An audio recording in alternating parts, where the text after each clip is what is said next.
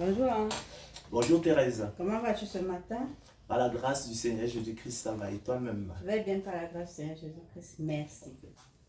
Ange, quel est l'enseignement pratique de cette parole de l'Écriture? Selon qu'il est écrit, ils sont ennemis de l'Évangile à cause de vous. Romains 11, verset 28. Ok, merci Thérèse pour la question importante, notamment pour tous les apôtres de l'évangile de la gloire de l'homme, pour tous ceux qui croient encore pouvoir se confier en la chair, hein, tous ceux-là qui mettent leur confiance dans la chair. Tu as dit, nous étions effectivement dans Romains 11, 28, hein, selon qu'il est écrit.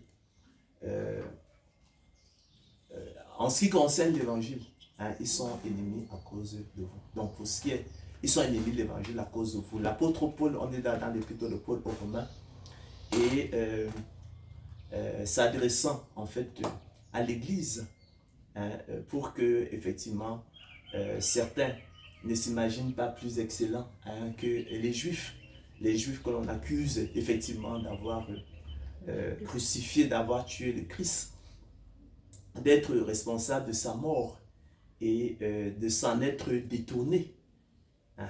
L'apôtre Paul, pour que personne, pour que l'Église, aucun membre de l'Église ne s'enorgueillisse, ne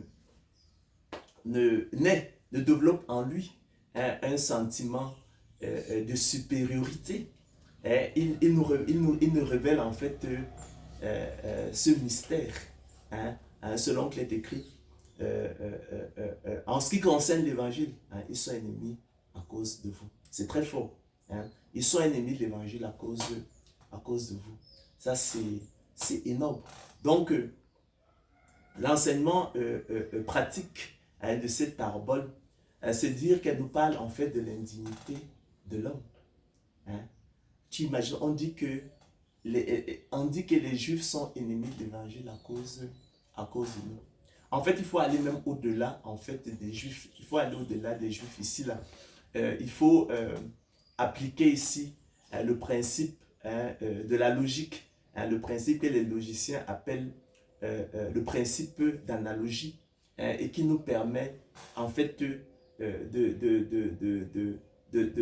transférer, hein, ce concept-là des Juifs, hein, aux réprouvés. Hein. Et le principe de généralisation qui nous permet d'étendre, de faire une extension de ce concept-là des Juifs, en fait, à l'ensemble des réprouvés. Donc, pour dire que si, hein, les réprouvés sont ennemis de l'évangile, hein, c'est à cause de nous.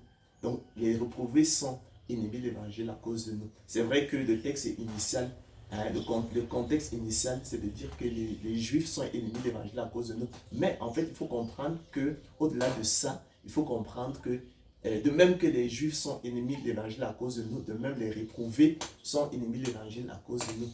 Ça devrait nous fermer la bouche. Comment l'Écriture peut affirmer de telles choses? Il faudrait s'y interroger.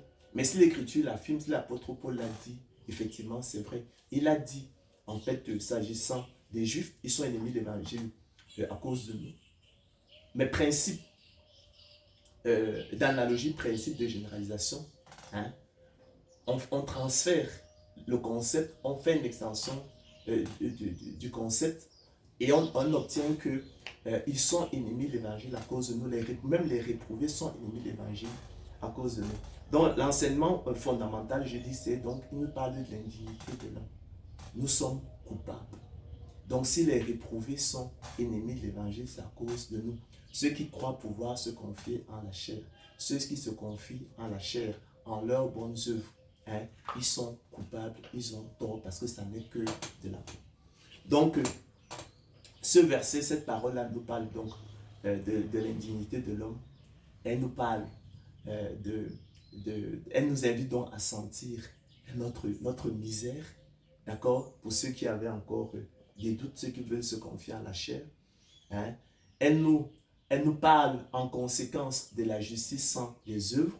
Donc si effectivement nous appartenons à l'Église, ce n'est pas à raison d'une excellence particulière, ni à l'égard des Juifs, ni à l'égard des reprouvés. C'est justement ce qu'on appelle la justice sans les œuvres. C'est ce qu'on appelle l'élection, la grâce. C'est le choix discrétionnaire de Dieu. C'est la prédestination des élus de Dieu au salut. Alors, mais pourquoi ça maintenant? Pourquoi la chose est-elle ainsi? Ça pose donc la question théologique.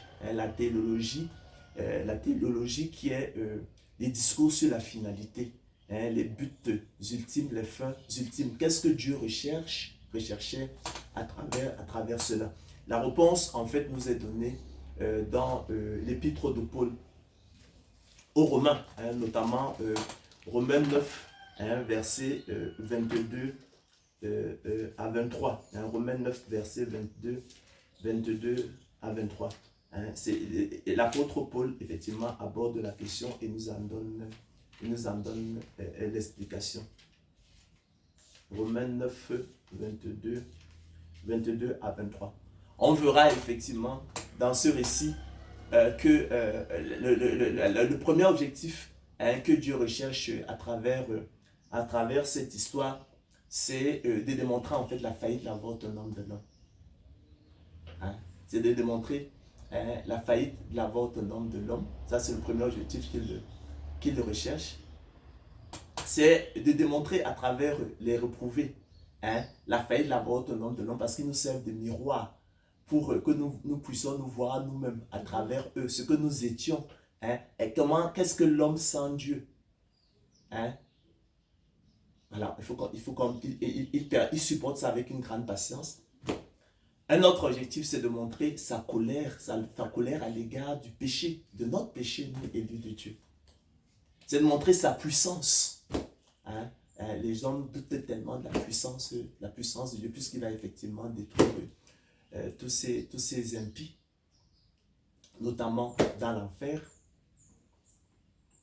C'est de montrer aussi l'infinie richesse de sa grâce à notre égard, donc selon qu'il est écrit.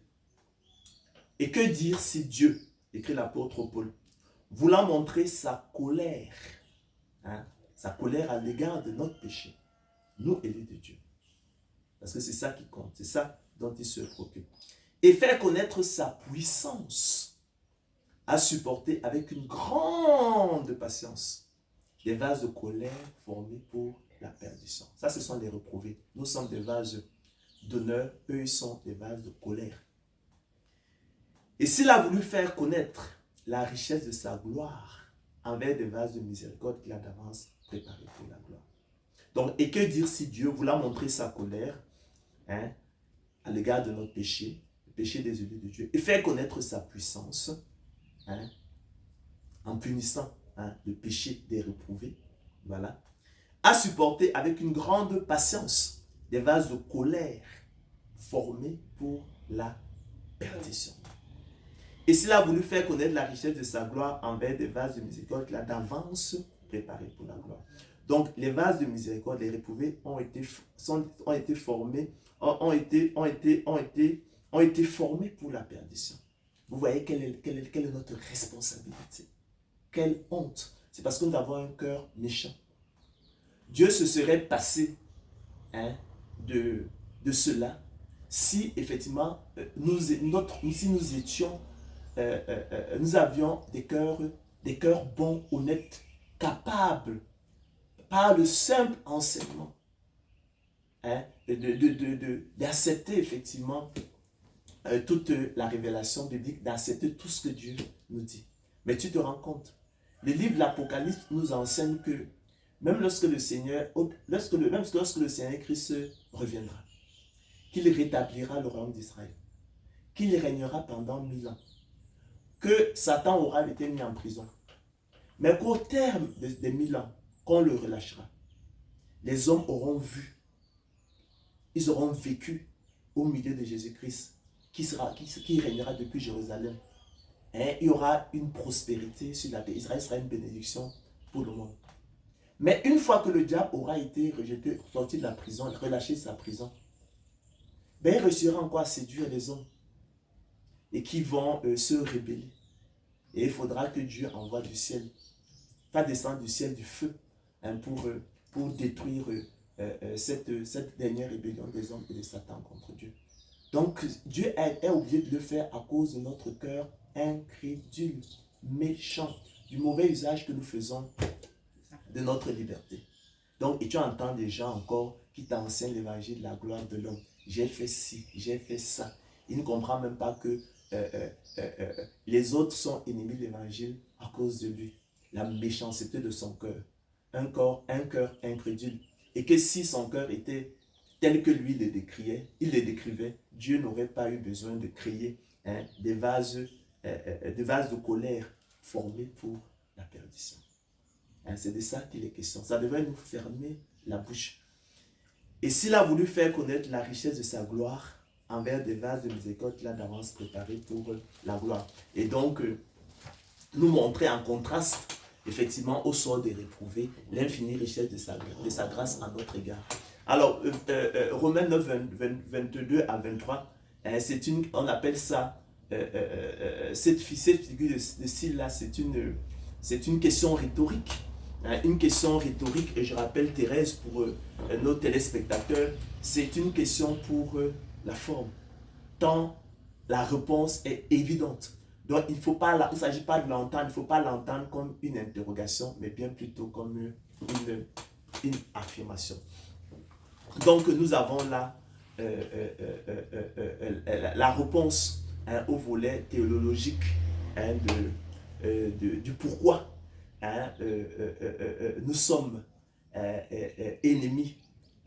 Pourquoi en fait le monde est ennemi de l'évangile à cause de nous. Donc je pense que ce verset devrait fermer la bouche aux derniers sceptiques, aux derniers apôtres de l'évangile de la gloire de l'homme, pour qu'ils sachent que les autres là, les réprouvés, que ce soit Israël, que ce soit les réprouvés qui nous entourent, ils le sont à cause de nous. C'est nous qui en sommes les responsables, c'est nous qui en sommes les coupables.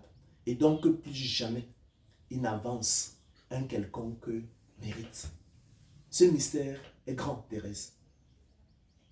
Que celui qui a des oreilles pour entendre, entende.